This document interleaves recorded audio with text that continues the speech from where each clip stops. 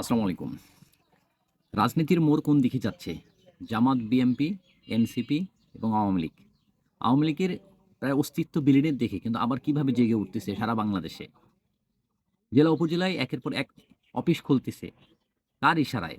Green signal কি পেয়েছে? পুলিশকে দিয়েছে নাকি না তারেক রহমান কোনো গ্রিন সিগন্যাল দিয়েছে? এদিকে এবার নাসিরুদ্দিন পাটোয়ারি এ নিয়ে আক্ষেপ প্রকাশ করেছে। হাসনাত আব্দুল্লাহ কোথায়? আওয়ামী লীগ যে দোকান খুলতেছে, প্রশ্ন হচ্ছে যে আওয়ামী লীগ নিয়ে এত আতঙ্ক কেন তাহলে?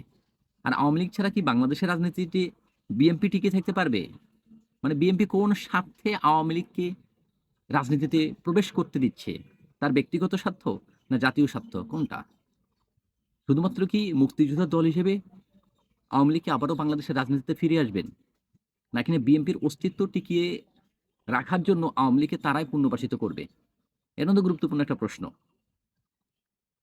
রাজনীতিতে শেষ বলতে কোনো কিছুই নেই।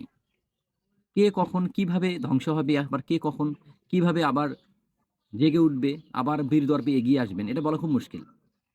তবে আমি যতটুকু বুঝতে পারতেছি বা আমরা যতটুকু দেখতে পারতেছি, তাতে আওয়ামী লীগের ফিরে আসা খুব একটা মানে দেরি নয়। হয়ে যাবে খুব অল্প সময়ের ভিতরে আসতেছেন এবং তার জন্য অবশ্যই যারা সরকারে আছেন তারাই গুরুত্বপূর্ণ ভূমিকা রাখবেন বা রাখতেছে। এখন দেখার বিষয়, তবে সবার মানে একেবারে যে সহজ হবে, একেবারে যে খুব সহজে আসিয়ে ক্ষমতা দখল করবে এমনটা কিন্তু নয়। তবে রাজনীতি করতে পারবে বা করবেই। এটাই হচ্ছে মূল বিষয়।